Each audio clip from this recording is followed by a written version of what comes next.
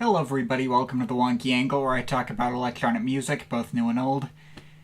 And today, I'm talking about the new album from Justice, Hyperdrama. Wow, it's been a long time since we've heard from these guys, huh? I've actually covered all the previous mainline albums from this legendary French dance music duo, and you can find links to my previous coverage in the description if you're curious. Although those videos are very old at this point, from before the days when I had a mic or started to actually get good at this whole review writing thing.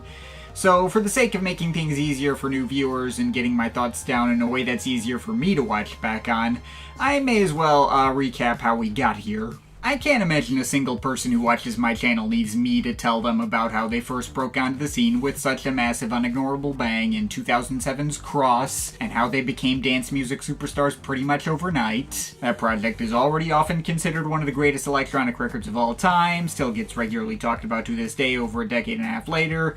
There's no way any of you watching have not already heard it. Or I should hope so, at least. I myself don't think I have any controversial takes about that project. I fully agree with its classic status, the way they took the rougher electro house styles that their contemporaries like Daft Punk and Mr. Wazo set for them, and set it down into this crazy, bombastic experience that was extremely over-the-top, glitchy, noisy, bricked out, but still easily accessible and crowd-pleasing. Full of rock star swagger and giving off a level of self-confidence like they already knew this was going to make them go down in history, right down to making a giant cross their recognizable logo, almost as if to pass themselves off on the level of importance as religious figures. And it was an album so full of wall-to-wall immense stadium-filling bangers without any misses that it could make you believe in that iconography. I think the only track on there that I maybe wasn't as hot on there on Revisit might be DVNO, since the squawkier singing could be a little annoying, and it's a song directly about how cool the singer thinks he is on an album that is otherwise letting the coolness of the music speak for itself. Though even that track's still pretty good. It doesn't feel out of place, it bangs hard enough to get away with it. Like, detractors at the time might have said Justice fell too much in the shadow of their contemporaries like Daft Punk. Although, let's be real, as much as I love Daft Punk, they would not have made an album like Cross. Justice's stuff at the time was way sonically denser in comparison to Daft Punk, who at the time were putting out their simplest and bluntest music yet on Human After All, and who rarely made tracks that dense in the first place, save for the occasional High Fidelity or Face to Face. While the comparison was obvious, Justice were very much carving out a lane of their own in that same scene. I've even recently seen people arguing that Cross is a better album than all of Daft Punk's albums. And while I wouldn't go that far myself, it does not beat Discovery, I'd still say Cross being better for you is a perfectly valid and reasonable take to have. On the other hand, I would also argue that all of Daft Punk's albums are better than all of Justice's albums after Cross. Cross quickly became the millstone around Justice's necks, and the point that everything they'd released afterwards would have to be compared to as they struggled to put out a follow-up that hit on even close to the same level. They would always deliver at least a couple of individual moments that could hit on the level of quality of their debut and ensure that their hype would never completely go away. But neither of their other two albums could maintain that quality through the full length of the project like Cross did. Their sophomore album in 2011, Audio Video Disco, is as gigantic and all over the place mixed bag as you can get. On one hand, it has a handful of tracks that have since gone down as among their most iconic and easily recognizable, like Civilization, On, or New Lands. It's also the only album of theirs to end better than it starts, with the title track and closer being the clear biggest standout for me. And if you count the 17-minute Planisphere suite that's often tacked on as a bonus, that'll make it even better. On the other hand, that album also has the single worst track they ever made in Ohio. On re-listen, that track is total puke. Like, Daft Punk's Rock and Roll would be an easier listen for me at this point, because at least that one's merely boring instead of produced like such dog shit to the point of making the band look like amateurs. And everything else on the project is just kind of alright, including several attempts to retread the success of Cross that can feel more watered down and less interesting by comparison. See Horsepower, Cannon, or Helix. All serviceably fun enough, but Genesis or Phantom they ain't. Despite all the good that album had, I could only ever say it was just decent as a complete whole. And in 2016, they came back again with Woman in an attempt to change things up a bit and move towards much more of a straightforward and cleaner sounding new disco direction, with a lot less of the aggressive blown out sound they cut their teeth on. The results were a little better than last time, with both its highest points being even higher and its lowest points also not being as low. But on revisit, that album is exactly as inconsistent as Audio Video Disco was. On one hand, it has two of their best tracks ever in Safe and Sound and Chorus, which I've probably come back to listen to out of context more frequently than I've even re-listened to Cross over the past several years. Those two tracks carry, like, the majority of the weight on this thing. But on the other hand, nothing else on that album comes even close to hitting the same heights as those two, and boy does all the falsetto singing on basically every track get to wear out on me quick. There are other good, if not great, tracks like Alakazam, Fire, or Stop. I guess Close Call is a passable closer. But there are also some really limp tracks that just don't really work for me at all, like Love SOS or Pleasure. Heavy Metal sounded kinda crap in retrospect.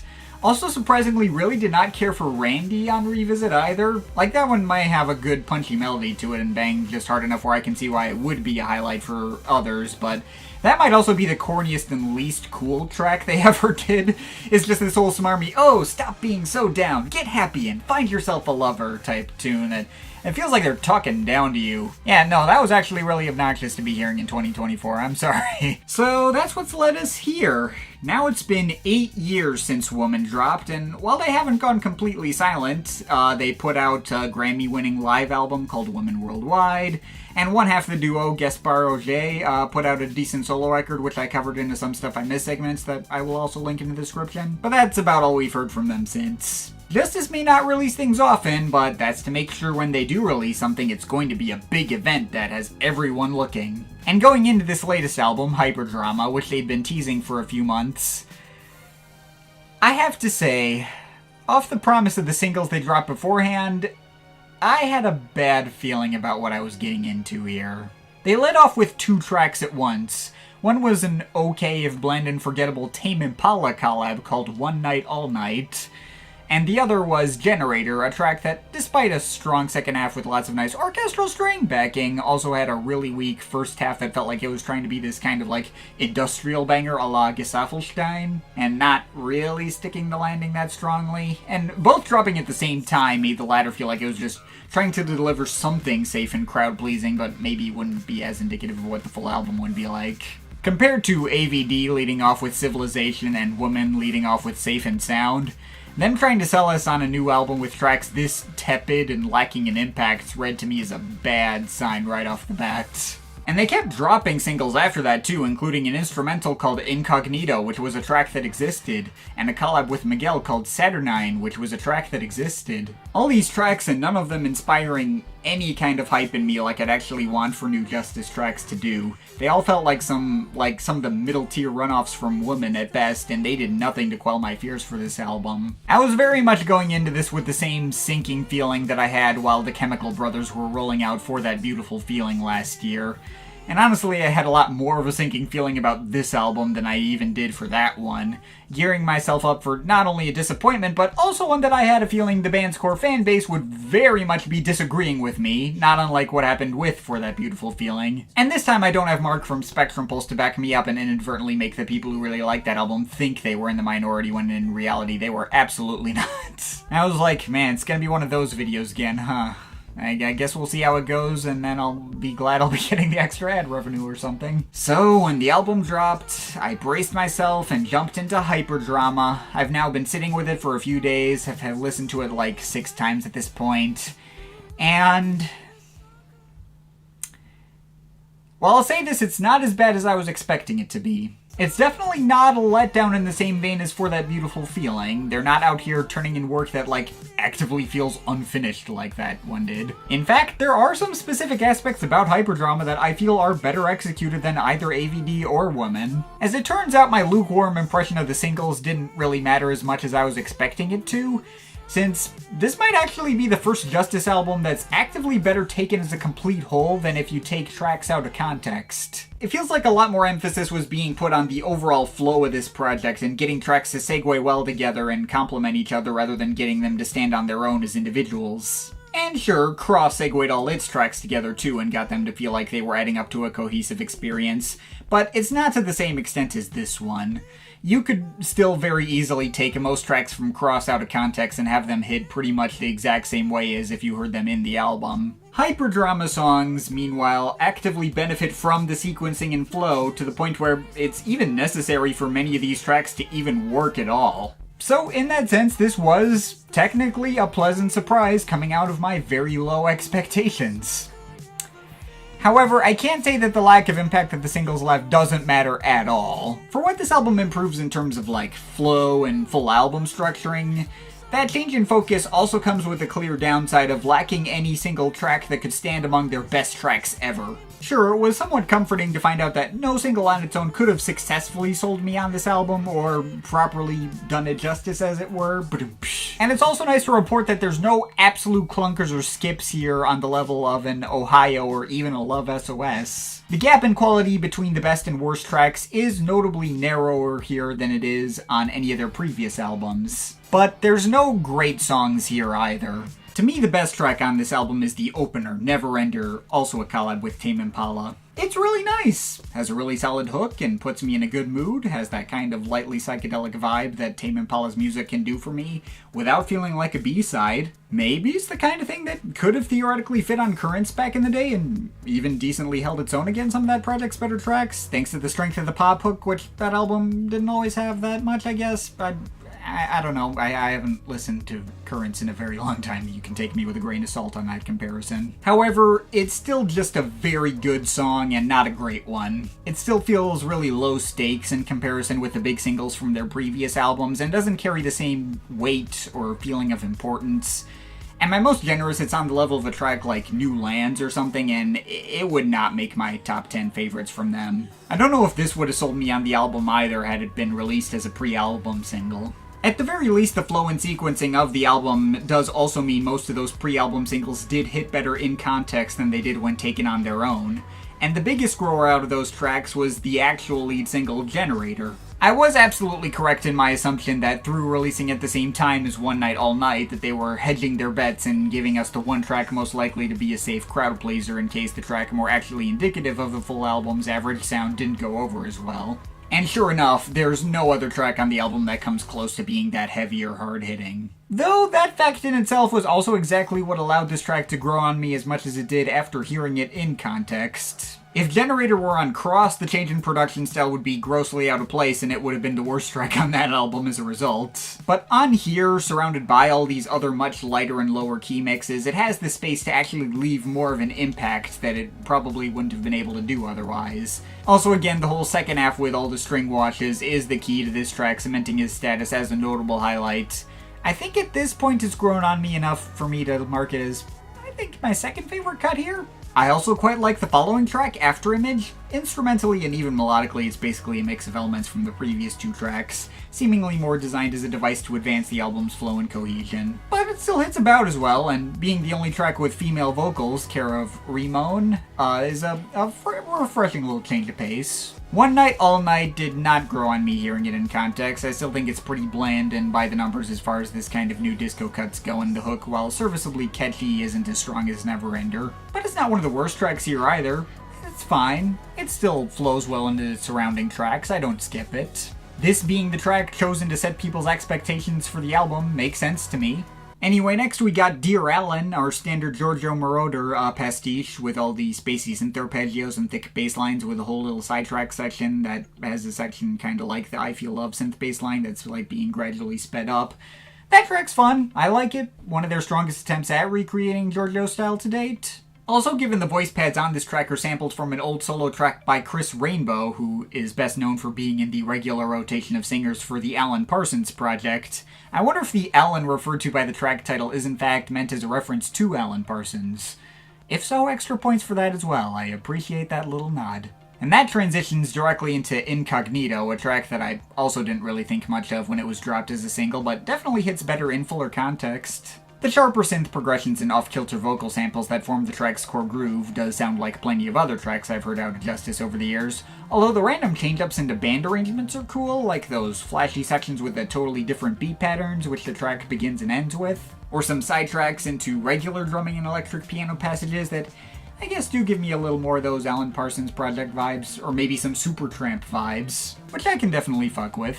Now, this album so far has been all well and good, though I have to say the entire first half of this project that I've been talking about is definitely the stronger and more engaging half of the project, and it definitely starts to slide off for me after this. The turning point for me where this album starts to lose me is Mannequin Love, which instrumentally just kind of sounds like an average 80s synthwave production that doesn't really stand out to me. And while some of the more spacious falsetto vocal melodies from the Flints are nice, they basically sound exactly the same as Kevin Parker telling you that he could be your woman. In fact, while I'm at it, I had pretty much the same feelings on the album's ending, bringing in Miguel on Saturnine and Thundercat of all people on the closer fittingly called The End. While it looks like it'd be cool on paper, in practice their vocal performances are just completely indistinguishable from anyone else brought in to sing on this album. It's basically just more tracks that would have felt like filler on Woman, and blended perfectly into the likes of Fire and Stop and Love SOS and all those, without doing anything really to stand out in their own right. I guess I kinda like the Art of Noise stabs in Saturnine's instrumental, but the core tune behind that one's also a little weak. And the Thundercat collab in particular was a letdown for me, with a weak, slow-burn synthwave tune trying to go for something heavier without sticking the landing memorably enough.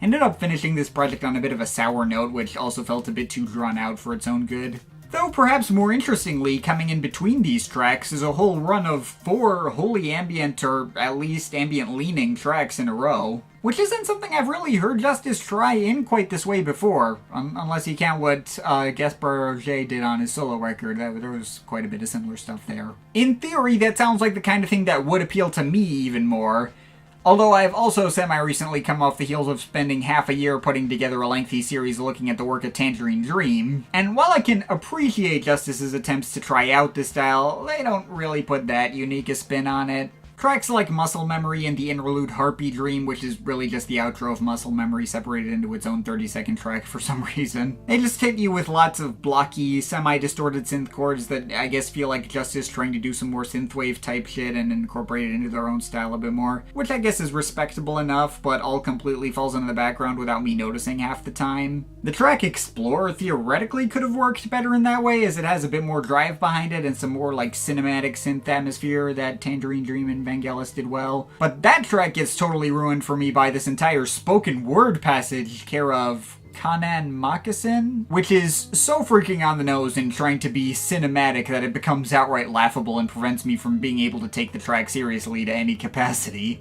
What's that on the horizon looking lonesome? Get closer, take a better look. It's tall, 10 stories tall, some kind of dog thing. It feels warm. It feels okay. Gosh, so poetic, such deep and vivid imagery. Get the fuck out of here with that shit. The one track from the stretch that I did really like, however, was Moonlight Rendezvous. The way it brings in these really melancholic sax solos does in fact do a great job of setting that particular mood. Kinda gives me a similar vibe to the kind of thing that would show up on like M83's Junk. I saw a Discogs comment describe that track as like what would happen if Gary Newman tried to cover Eric Satie, presumably while the former was in his whole like middle-later 80s period and was putting sax solos on everything. I thought that was a pretty cool and accurate enough way to describe the track to be worth parroting here. But yeah, I guess that's everything on Hyperdrama. It's cool, I guess. I went into it expecting a bland and lifeless wasteland of tasteful new disco Grammy bait, and they did put enough heart into it to at least clear that bar. Between the way the album flows and the way all these tracks actively complement each other even in the weakest moments, isn't something I'm used to getting out of Justice, and there are a couple of cool ideas that show them evolving their sound further. The way their catalog has been playing out so far, with like each successive album feeling like a slight evolution of the one that came before, that's cool. And even ignoring the way it flows, the worst parts of this album are still perfectly passable. There's nothing that annoyed me like the worst parts of AVD or Woman, and that consistency is something nice to have as well. These are lots of reasons for their biggest core fans to mark this as another strong entrant into their catalog that reaches the same level of quality as their other stuff. But I'm not going to sit up here and tell you that it's anything special or outstanding in the grander scheme of things either. Like, I don't care that this project doesn't sound like Cross, or if they're not trying to recapture their past glories or any of that.